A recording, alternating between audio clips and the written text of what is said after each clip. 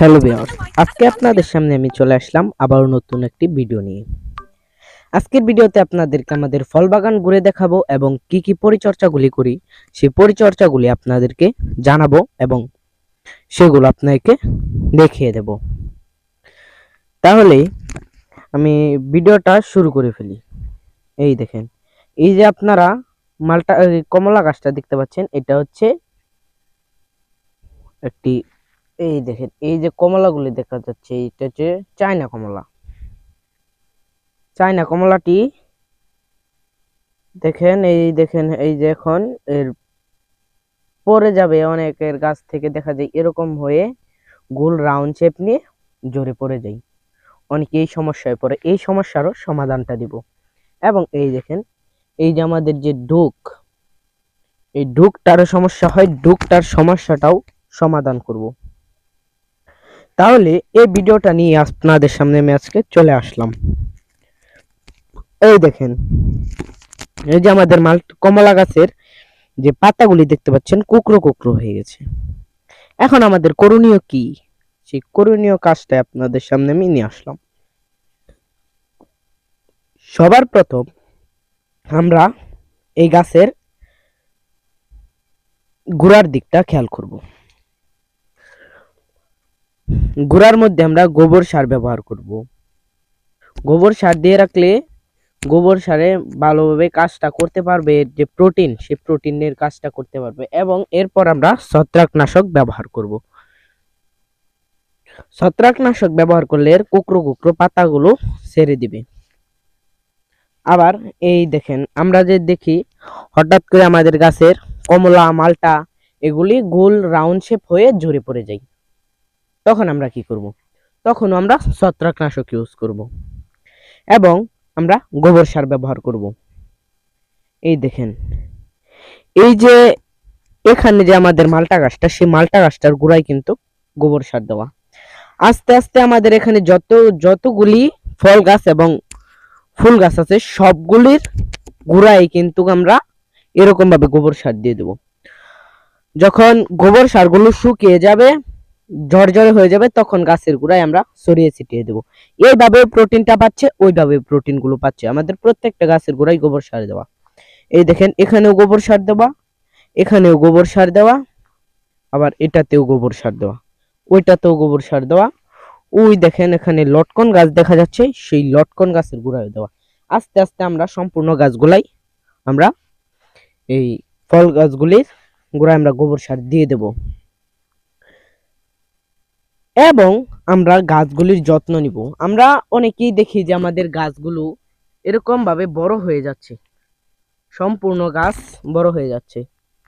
তখন আমরা কি করণীয়, আমাদের সেই করণীয়গুলো, তাহলে আমাদের করণীয় হচ্ছে যে এটার যে ডোকটা, এই ডোকটা আমরা কিছু পরিমাণ, অল্প পরিমাণ ছাঁটাই করে ফেলবো।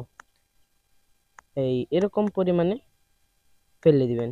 এই ডুকটা ফেলে দিলে এর সাইড দিয়ে আবার নতুন নতুন প্রয়োগ হয়ে যাবে। ওইটারও যদি আপনারা ফেলে দেন, এই গাছটা এই জায়গার মধ্যেই থেকে গেল, এটার মধ্যে আর বাড়তে পারলো না। এই অল্প জায়গার মধ্যেই কিন্তু আমাদের ফলনটা বাড়বে। ছোট গাছের মধ্যে আমরা অনেকেই দেখি যে অনেকের বাড়িতেই ছোট ছোট গাছের মধ্যে প্রচুর পরিমাণে ফলন। এটাই হচ্ছে এর টিপস। হ্যালো ভিউয়ার্স, আসসালামু আলাইকুম। কৃষি মার্ট চ্যানেল থেকে মেহেদি হাসান শাওন।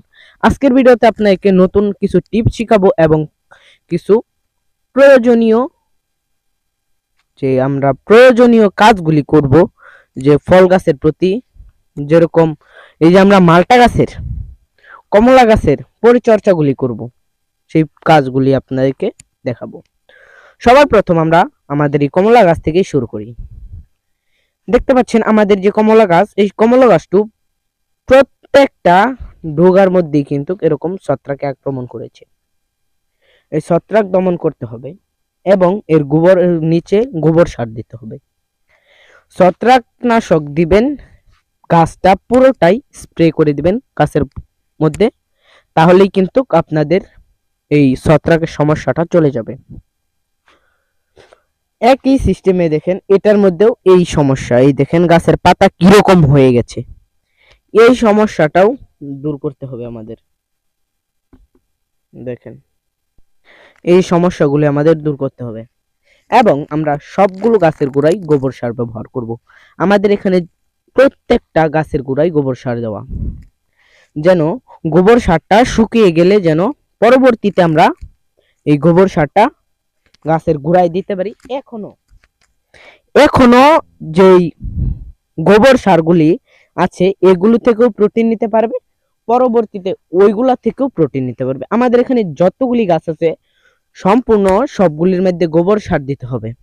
এই দেখেন এখানেও গোবর সার দেওয়া, এখানেও গোবর সার দেওয়া, ওইখানেও গোবর সার দেওয়া, ওইখানেও গোবর সার দেওয়া। ওই দেখেন এখানে একটা লটকন গাছ দেখা যাচ্ছে, সেই লটকন গাছের মধ্যেও কিন্তু আমাদের গোবর সার দেওয়া।